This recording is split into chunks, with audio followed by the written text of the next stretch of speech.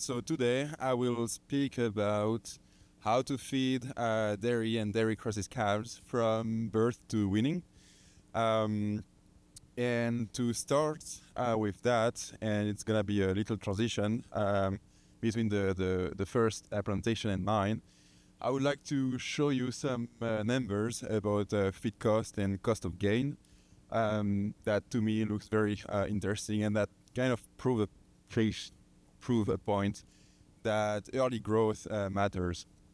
So here we have the cost of feed of milk and starter feed from basically our arrival at the facility until week 12 of life. So 3 months of life, more or less.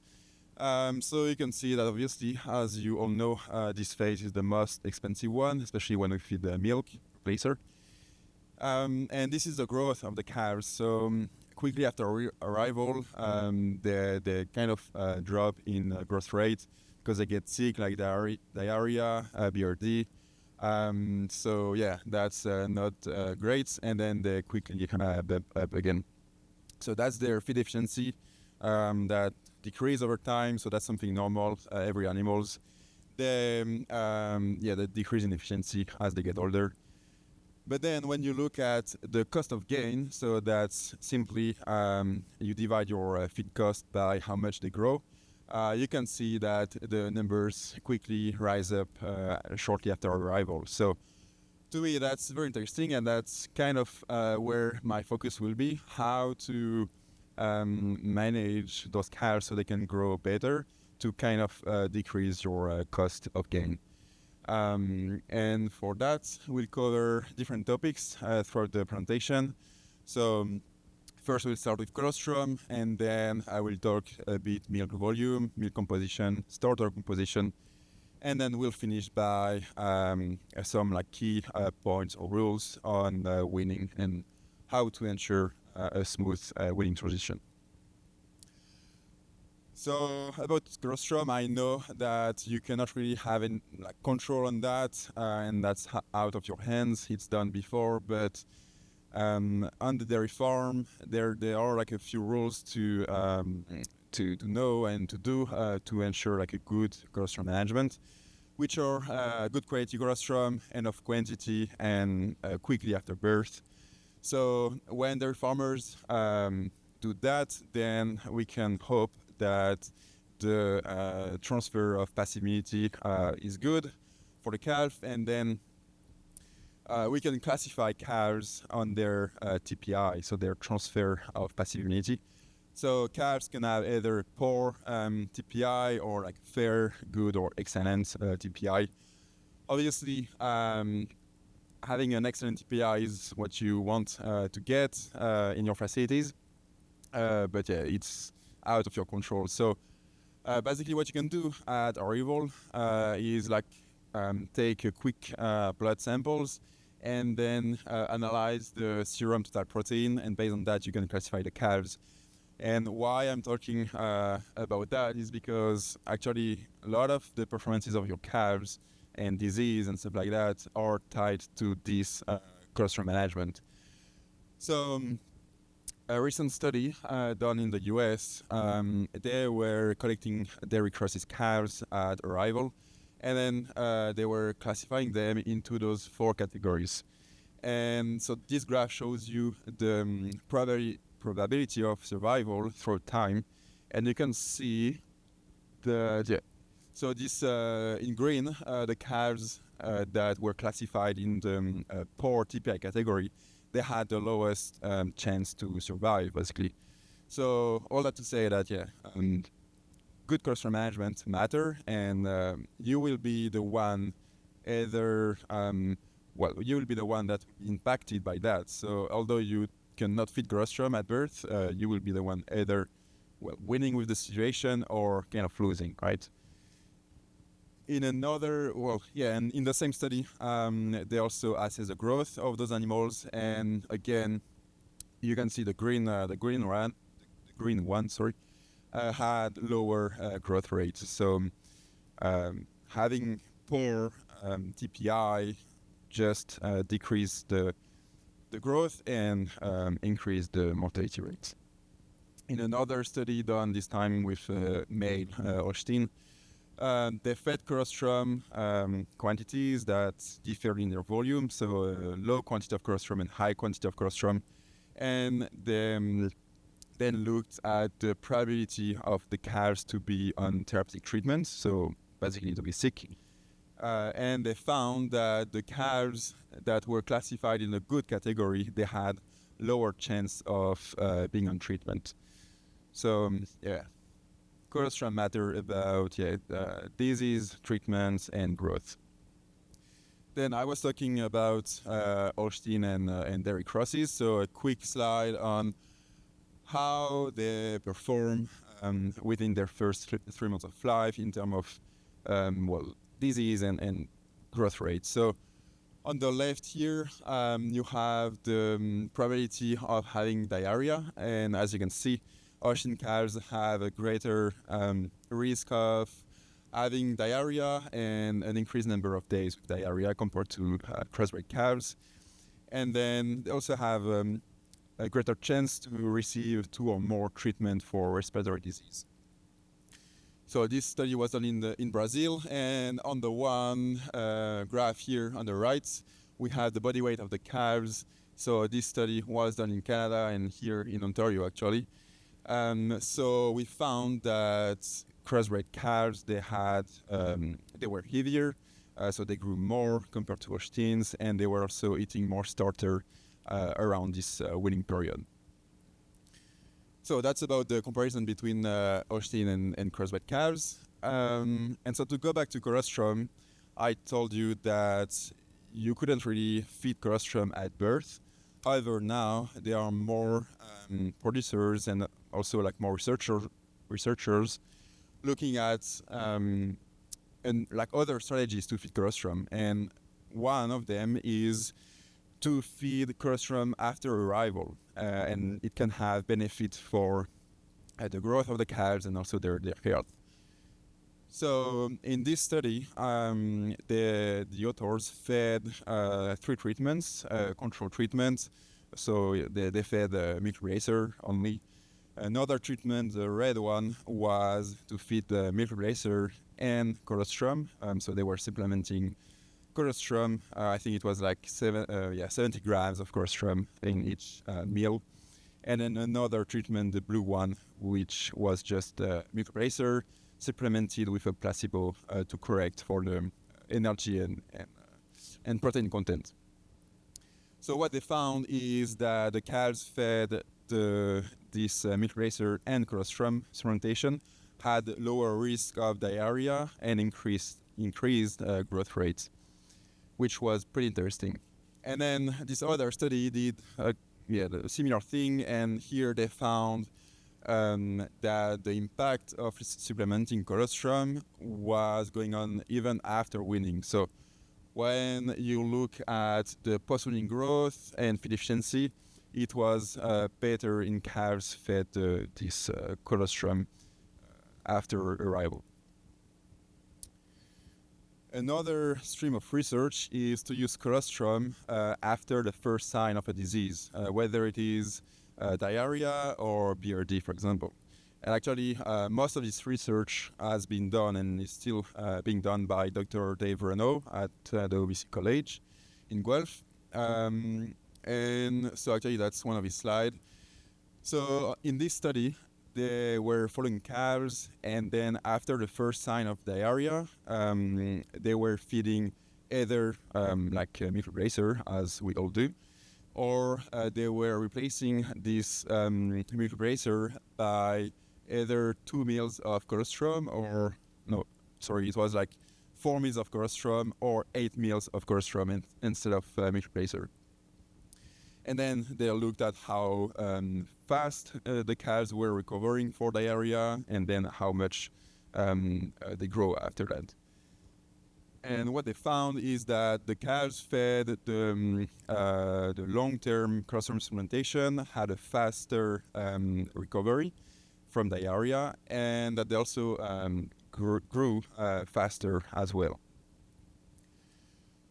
They also did the same study with BRD, and they found similar result that colostrum supplementation was helping to fight against BRD basically. So those two line of research about colostrum feeding strategies after arrival are like still under research, and we don't know yet the clear mechanism or pathways that explain those benefits. And we also don't know yet the most optimal feeding protocol. So, for example, like how much colostrum should we supplement and for how long? So those type of things needs to be further explored and further refined. So, but like, don't be surprised if sometimes you talk to one of your colleagues or researchers or people come to you and are discussing about like colostrum supplementation in your operation. So now that I have talked too much about colostrum, we'll talk about the meal volume and how much we should feed and things like that, as well as composition of the milk replacer. And so I know that calves, we were feeding them like always like low level of milk. And so this has been the standard in the industry, whether it's like at the dairy farm with like heifers or like veal calves. And so yeah, it has been the standard. I was fine with that. And then I put more thought into it. And then I realized that calves are the only farm animals to be feed restricted after birth. So compared to like piglets or chicks, or even like beef calves, dairy calves are the only one that we kind of feed restrict after they are born. So then I think that there is a risk of actually compromising their growth and health potential compared to if calves were fed like a higher amount of milk. And I will show you how and why this happened. So in this first study, and this will kind of bridge our colostrum talk and this milk volume thing. So in this study, they fed different volume of colostrum to achieve either good TPI or like a failed TPI, and then they fed either moderate volume of milk, so 6 liters as you can see here, or low level of milk, 4 liters. So you can see that the good thing of feeding moderate level of milk, so 6 liters in this case, is that even if the calves had a poor TPI after arrival, they were still able to catch up so in red, they were able to catch up this blue line here. So at the end of the study, at 3 months of life, both calves had the same body weight. So the calves having like a failed TPI were able to compensate because they were fed a good amount of milk. And then those two other lines here show you the same thing. So calves having either success or failure of TPI, but then fed a lower level of milk, so 4 liters. And what you can see when you compare the two blue lines is that offering only 4 liters a day to calves actually decrease their final body weight. And then the other thing you can see is that the calves in red, like the dotted lines here, actually had the lowest final body weight. So basically, if the calves arrive at your facility with a poor TPI and then you feed them 4 liters of milk only, then they will always like try behind, and they won't be able to compensate their like poor start in life, kind of with like a lower amount of milk like that. So just to that this interaction between colostrum and milk mattered, and it can explain some of the performances that you can see in your facilities. Another graph here that shows you the differences in average daily gains throughout time in calves fed either 10 liters a day in green, and then 5 liters in blue. So you can see the differences are like very important in the first like 2 weeks of life. So the calves fed 10 liters a day had more than double their average daily gain. And when you think about the graph I first showed you with the cost of gain, those calves fed the green, so the large volume of milk had actually a lower cost of gain, even though they were fed twice the amount of milk. So obviously only for the first 2 weeks of life, because after that the calves fed the lowest amount of milk were able to compensate. But just to think about like how much it can impact the average gain of the calves. In this other study, again, researchers were feeding lower amount of milk, so in red, 4 liters versus 8 liters a day. And then they evaluate the body weight of the calves at birth and 50 days later. And they also kill the calves to look at the differences in organ weight. And what we can see is that after 50 days of life, calves fed the high volume of milk in blue had about 22 kg more body weight compared to the other one, so that's pretty extreme. And what really stands out is that the liver, which I often like to refer as the engine of the calf because it produces like a lot of energy for the calf. In the blue treatment, calves had 85% more liver weight. So if you think about it, it's kind of going from a Ford 150 to a Ford 450. That's the same brand, but not the same truck at all. So that's kind of, really big difference here for sure. And those obvious differences in body weight that you see actually are hiding something more deep. So in this study, again, they compared low volume versus high volume of milk. So it was 4 against 8 again. And this time with like blood samples, they looked at the protein, energy, and liver metabolism of the calves throughout time. And so on day 2, at the beginning of the study, obviously all the calves were similar. So they were all like, clustering within the same cluster, basically. But then, after about 50 days in the study, we can clearly see that just by feeding different volume of milk, the trajectory of the calves' metabolism quickly like differed. And then, so at the end, we end up with 2 different clusters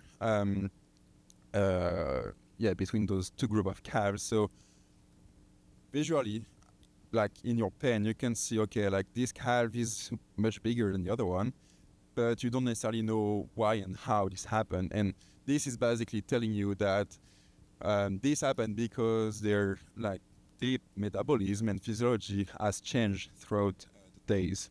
So that's really neat to see. And this deep change in metabolism is also probably what explains that different volume of milk at birth or like after birth can carry on, like the effect of that can carry on like later in life. So a colleague of me in my lab did a study where he fed through AMS, so automated milk feeder, a different volume of milk, so either 10 liters or 5 liters. And then what you can see here is the body weight over time. So at the time of weaning, calves fed the higher level of milk, were about 10 kg heavier, and then, or like 13, sorry. And then after 3 months, this difference remained at about like 10 kilograms. And at 8 months of life, so here, differences between those 2 groups of calves were still here and were about like 70 kg. So the amount of milk that you feed early on can matter like a long time. So that's something to know. And again, I'm not telling you like you have to feed 10 liters a day. I know it's not gonna happen because milk is expensive. But it's just to highlight that those differences in like how much you feed the calves can actually translate into like body weight differences and even like deep physiology and metabolism differences. Also, when you feed your calves like higher volumes, you need to adjust a little bit your feeding protocol because obviously feeding like 6 or 8 liters right after transport, like you can try it, but you will quickly figure out that it's not gonna go well because calves will not drink everything, and it can even like be pretty detrimental for them. So when you go with higher volume of milk, it's always nice to increase the quantity over a couple of weeks. Like calves will appreciate that. And similar thing for weaning. When you wean the calves, the higher the volume, the longer should be the weaning. Because when you increase the volume of milk, obviously calves are not eating as much starter as they were if they will be drinking like a lower amount of milk. So in order to compensate for that, you need to it's better to wean the calves like a bit later and over a greater time span. So just to keep that in mind, but we'll go back to the weaning after. So a few notes on the milk composition and how it can affect the calves. Something that is very interesting actually, and we have companies here that are manufacturing milk replacer, is that composition of whole milk, so right from the header to compared to like milk replacer is very different. So here the blue dots represent the whole milk composition. So it's usually pretty high in fat and high in protein, and lower in lactose.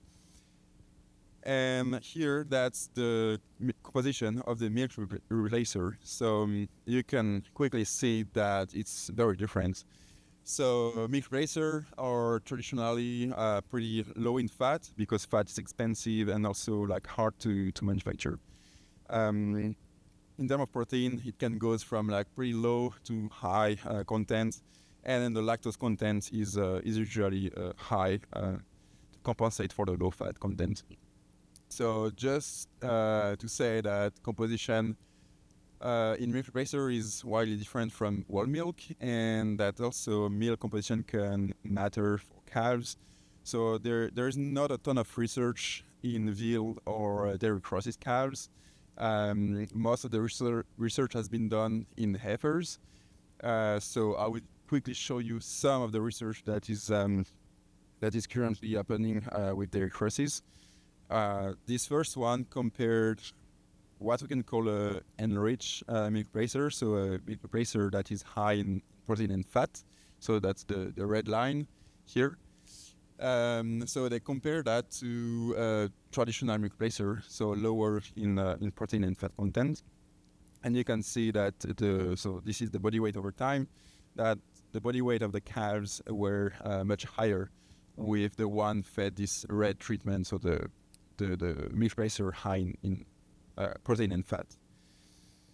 In this other experiment done in the US still, they looked at the muscle fiber size, and they found that around weaning, the calves fed enriched milk replacer again had greater muscle fiber size compared to calves fed this standard milk replacer. So a low fat, low protein milk replacer. And this other graph is actually from my PhD research and shows you the subcutaneous fat deposition, so the fat that is covering like the loin area and the ribeye, stuff like that.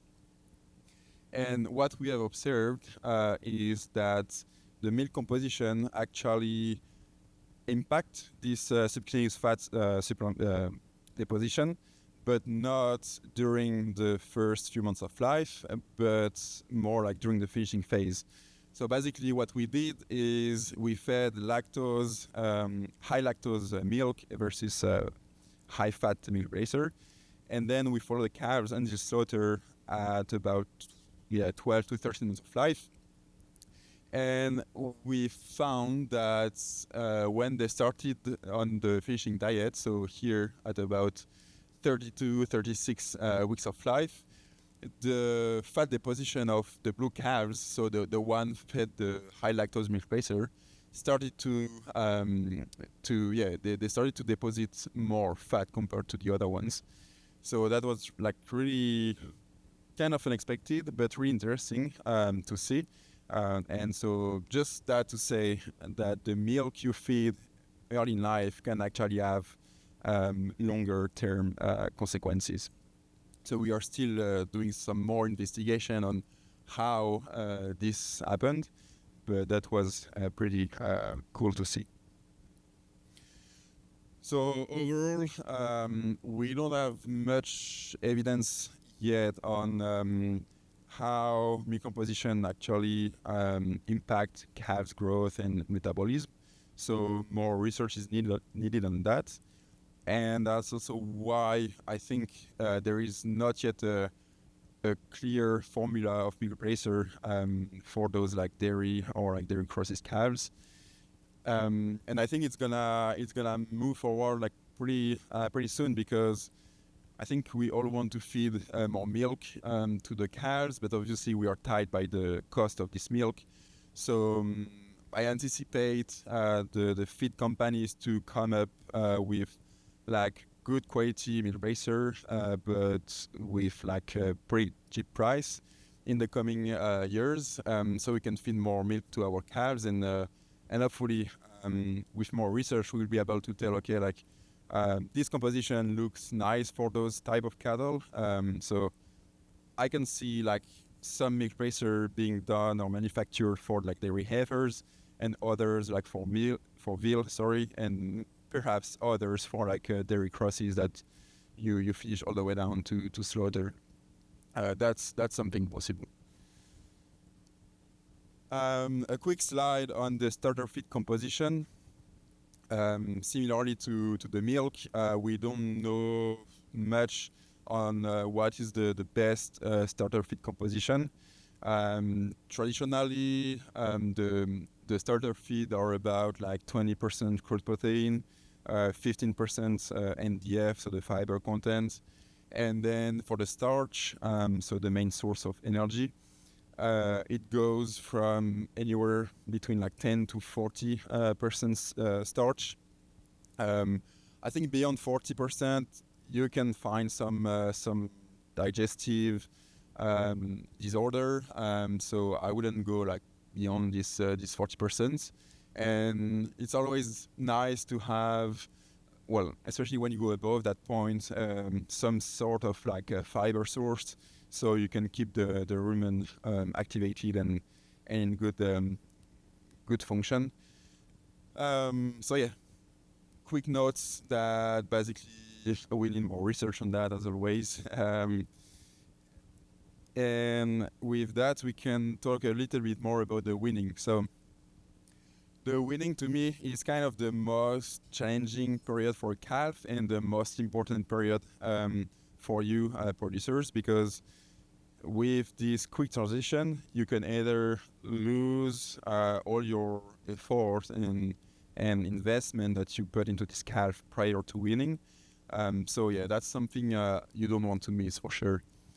And why it is challenging for the calves is that they need to adapt from a period that they get their nutrients from milk, and they need to adapt to this new period that they will have to consume more solid feed and get their energy from this like ruminal fermentation. So yeah, this is crucial for them, and yeah, they need time to adapt. So this graph here shows you the total metabolizable energy intake of a calf throughout the weeks. And well, it's easy to figure out when was weaning happening, it's between week 6 to 7.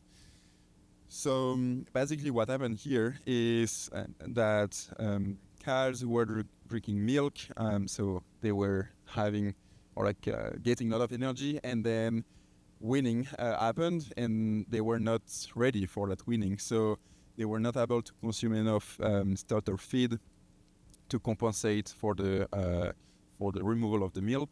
So then energy intake just dropped, and that caused a tragic gap in growth.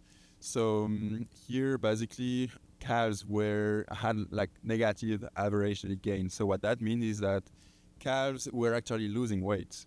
So yeah, that's not profitable for you, and that's pretty detrimental for the calf as well. So you need to avoid that. We all want to avoid that, and the reason for why it happened, I just mentioned it before, but it's like you want to drive, but your car has an empty tank. You're not gonna be driving a lot, so that's the same for the calves. If they have like an empty rumen, they don't produce energy, and without energy, they cannot grow. So that's what happened basically.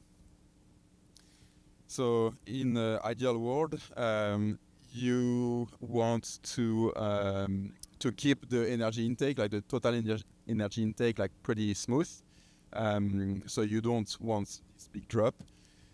And so for that, calves need to adapt, and they need enough time to consume this solid feed.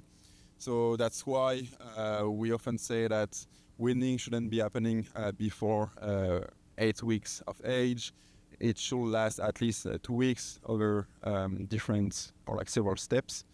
And usually like a good rule of thumb is that when your calves are eating 1.5 kg of starter feed a day for like 3 days in a row, then you can say, they're ready to be weaned. But before that, you may see a negative consequence of weaning if they are not able to consume enough starter feed. So now, last slide to wrap up everything I said, but quickly, the first thing I mentioned was the colostrum and how it matters for calves and for your operation. And especially with the price of today's calves, if you see calves not performing well, then you can probably go to your supplier of calves and kind of discuss with them like how is their colostrum management, or if you are taking like blood samples, look at their total protein concentration in blood. That can tell you like if they had a good colostrum management or not. Then feeding low volume of milk is enough for the calves to maintain their basic requirements, but not necessarily good enough to grow well. So yeah, again, I'm not asking you to feed 10 liters of milk a day. I know it's not gonna happen, but perhaps find a sweet spot that will make the growth of the calves a bit better. And then about milk composition and starter composition, we need more research, and we also like willing to hear you about what you actually feed and what's your thoughts about that, and if you see that a particular milk or starter feed works well in your operation, feel free to reach out to us. We are always pleased to hear you. And the last point is weaning. Weaning is the key for calves, and obviously, it can make your calves either thrive or sink. So, don't miss this weaning period. And with that, I would like to thank all our funding partners that supports our lab and our research, and VFO for the opportunity to talk today, and you for your listening. And if you have any questions, feel free to ask. Thank you.